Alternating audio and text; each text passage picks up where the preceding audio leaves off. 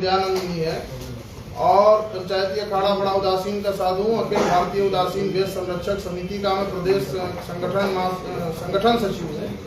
और हम लोग सन 2017 से लेकर के अभी तक लगातार मठ मंदिर मुक्ति आंदोलन चला रहे थे, लेकिन अब एक अलग प्रसंग बन चुका है। मठ मंदिर को बाद में हम बचाएंगे, जो सरकारी नियंत्रण से मुक्त कराना था, लेकिन हमको ऐसा नहीं, पूरे समाज का ऐसा कहना है। हमारे मंडलेश्वर जी ने जो हमको बताया, सुना हम लोगों ने, और पूरे समाज से लोग फोन करके कह रहे हैं सबसे पहले पंचायती अखाड़ा बड़ा उदासीन को बचाने की आवश्यकता है। अब सचिन कुमार सहजपाल के नाम का महंत दुर्गादास जी, जो हमारे पंचायती अखाड़ा बड़ा उदासीन दक्षिण पंगत के महंत हैं, उन्होंने सचिन कुमार सहजपाल के नाम से अकेले उन्होंने एक अभिलेख ट्रांसफर दिया है, पावर ऑफ अटर्नी दिया है। ये अखाड़े से संबंधित सभी करेंगे। ये किसने दिया जी? ये दुर्गादास जी ने दिया है। तो ऐसे ही हमारे पूरब पंगत के महंत अद्वैतानंद जी ने एक प्राइवेट आश्रम में महंत बनाने के लिए एक चिट्ठी लिखी है, उसका प्रकरण भी ये सामने ही है। तो आप देख सकते हैं कि ये चिट्ठियां जो लिखी जा रही हैं, दी जा रही हैं। और एक कोठारी दुर्गेश दास ने जो है अपने आप को, ये देखिए, ये प्रमाणित सच्ची प्रतिलिपि है बिहार राज्य धार्मिक न्यास परिषद पटना का। ये एक कोठारी जिसको मुखिया महंत के बराबर बैठने की औकात नहीं होती है, वो क्या कह रहा है कि मैं उदासीन अखाड़े का प्रमुख आचार्य श्री महंत सचिव, ये चिट्ठी लिखी गई है बोर्ड की ओर से, लेकिन वो अपने आप को ये साबित कर रहा है और दिखा रहा है कि मैं ही सब कुछ हूँ, और अखाड़े के महंत चुपचाप बैठे हैं। इनको भाई साहब ये भी नहीं पता चल रहा है कि हमको क्या करना चाहिए, क्या नहीं करना चाहिए। कौन से अखाड़े के लिए कर रहे हैं ये? कौन से अखाड़े? उदासीन पंचायती अखाड़ा, बड़ा उदासीन पंचायती अखाड़ा, वहाँ ऐसे काम हो रहे हैं। और अखाड़े के महंतों के साथ क्या क्या घटनाएं घट रही है, क्या कर रहे हैं, कुछ मतलब ऐसा कह दिया जाए कि एकदम जाहिल प्रवृत्ति का क्रम। भाई, कोई अखाड़े का मुखिया महंत एक व्यक्ति को सारा पावर अकेले कैसे दे देगा? कोई सामान्य व्यक्ति भी, आप लोग भी जानते होंगे, बहुत बढ़िया से जानते होंगे, भारतीय संविधान के अंतर्गत जो सोसाइटी एक्ट 1860 के अंतर्गत जो भी सोसाइटी रजिस्टर्ड होती है, उसमें एक कमिटी होती है और कुछ मेंबर होते हैं, अध्यक्ष होते हैं। तो जो भी सोसाइटी करती है वो सबके निर्णय से करती है। क्या सोसाइटी को ये एक क्या पंचायती अखाड़ा बड़ा उदासीन की सोसाइटी एक्ट में ऐसा कोई बदलाव हुआ है कि केवल सारा पावर दुर्गादास और अद्वैतानंद के पास है? वो, और दूसरी चीज, ये हमारा जो संविधान है, जिसका अभी तक आज तक 400 साल में उदासी संप्रदाय का, इसका कभी अमेंडमेंट नहीं हुआ, जो जैसा लिखा हुआ था वैसा ही है। उसके बावजूद प्राइवेट आश्रम में पंचायती अखाड़ा जो हमारा है, वो उदासीन संप्रदाय के प्रचार प्रसार के लिए जाना जाता है, और प्रचार प्रसार न करके वो प्राइवेट आश्रमों में कब्जा करके फ्लैट बना के उनको प्रॉपर्टी डीलरों से बेचना या बड़ी बड़ी कंपनियों को देना। ऐसा मैं नहीं कह रहा हूँ। पश्चिम पंगत के जो वर्तमान कोर्ट में केस लड़ रहे हैं, रघु मुनि महाराज ने ऐसा पिटीशन दिया है, पिटीशन में ऐसा उल्लेख है। और मैं जो प्रेस विज्ञप्ति आपको दे रहा हूँ, उसमें सारे केस नंबर और भिन्न भिन्न, अभी इलाहाबाद उच्च न्यायालय की लखनऊ बेंच खंडपीठ ने महेश्वर दास, अद्वैतानंद, भरत दास, ऐसे कई लोगों के ऊपर उन्होंने जिला अधिकारी अयोध्या को जांच करने के लिए दिया है। 1897 एक डीड बनी थी, जब पहले से फाउंडर ने कोई डीड बना दिया तो उस डीड के खिलाफ में आप कोई नई डीड नहीं बना सकते हैं। हालांकि आप लोग जानते हैं कि कोई ट्रस्ट अगर फाउंडर किया जाता है या सोसाइटी, तो उसका 1000, 2000, 5000 से उसका खाता खुलता है, उसमें कितनी संपत्ति ट्रस्टी दे रहे हैं। इन लोगों ने कभी एक पैसा रानोपाली में नहीं लगाया, सैकड़ों जमीनें बेची और एक फर्जी ट्रस्ट डीड बनाया, और उसके अगेंस्ट में हम लोग कोर्ट में गए। भाई, ऐसे तो कोई बात प्रमाणित होती नहीं, हम कोर्ट में गए और लखनऊ बेंच ने जितनी जमीन पूछा कि आपने जमीन बेची है, और जो उसमें भरत दास के वकील महेश्वर दास कमेटी की ओर से थे, उन्होंने कहा हाँ जमीनें बिकी हैं और 3 करोड़ कुछ लाख रुपया हम बैंक में जमा किए हुए हैं। तुरंत खाते को सीज किया और रिसीवर नियुक्त कर दिया। तो इस प्रकार से उत्तर प्रदेश, बिहार, उत्तराखंड, अन्य राज्यों में अखाड़े के नाम से संपत्तियों को कब्जा करना, प्रॉपर्टी डीलर और बड़ी बड़ी कंपनियों से डील करके उनको देना। और एक सबसे उत्तम बात है कि अभी आपके बगल के ये जो उत्तराखंड के बगल में एक राज्य है, वहां के न्यायालय ने, चंडीगढ़ हाईकोर्ट ने निर्णय दिया कि कोई भी धार्मिक संपत्ति का दूसरे काम में प्रयोग नहीं किया जा सकता, यानी कंपनी नहीं चलाई जा सकती है। धार्मिक प्रॉपर्टी का उद्देश्य और उसका खर्चा जो होता है वो केवल धार्मिक कार्यों में लिया जाता है।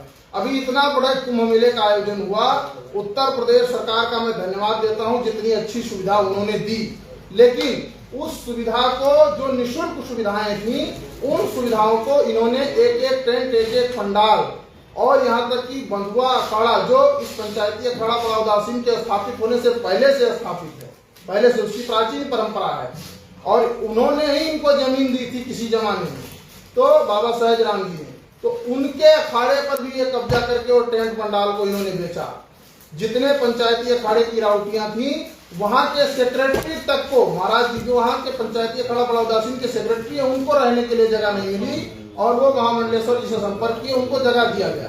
तो हम लोग चाहते ये हैं कि जो व्यापार हो रहा है, धर्म का संबंध व्यापार से नहीं होना चाहिए।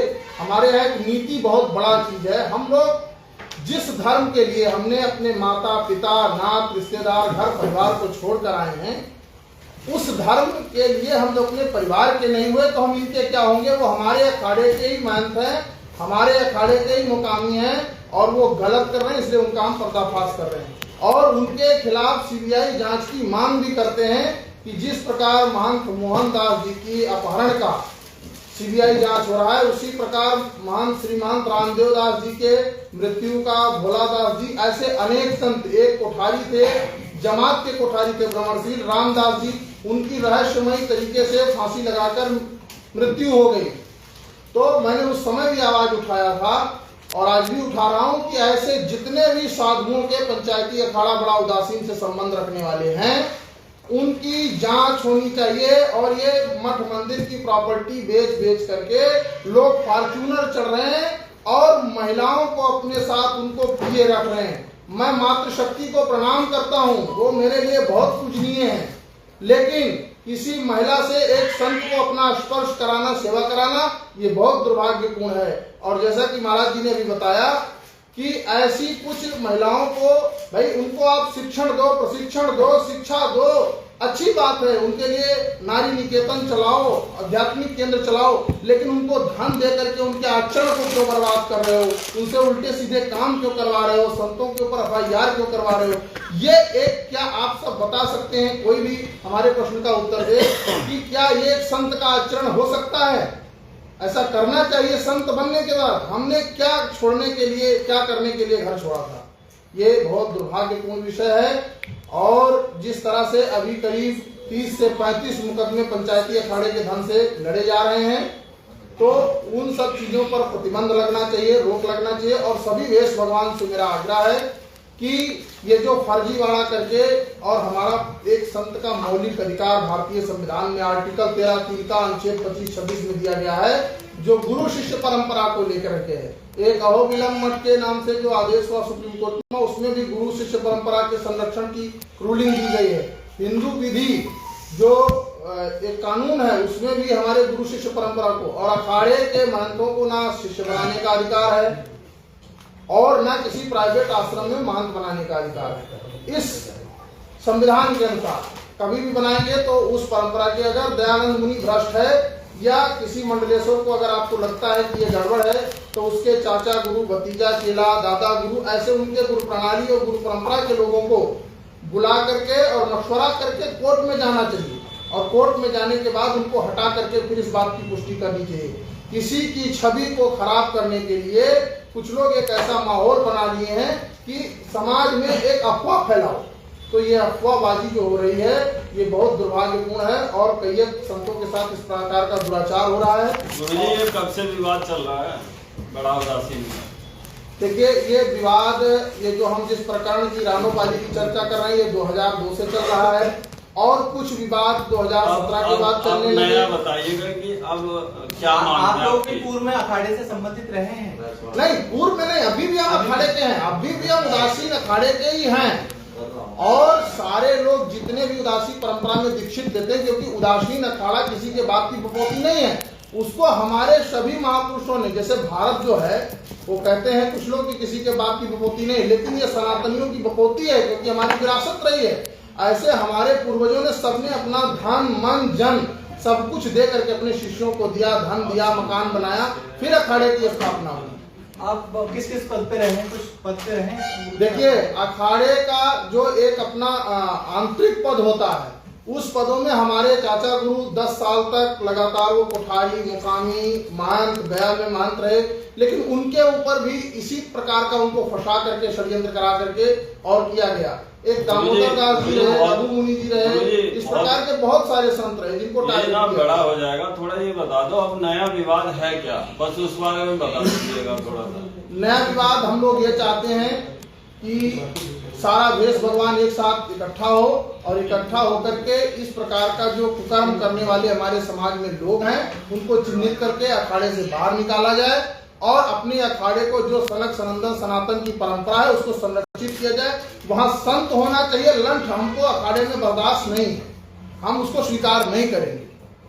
और इसमें सभी राज्यों में ऐसी प्रेस वार्ताएं हो रही हैं, चिट्ठी निकल रहे हैं, पत्र निकल रहे हैं, बैठकें हो रही है और बहिष्कार हो रहा है। ठीक है मैम।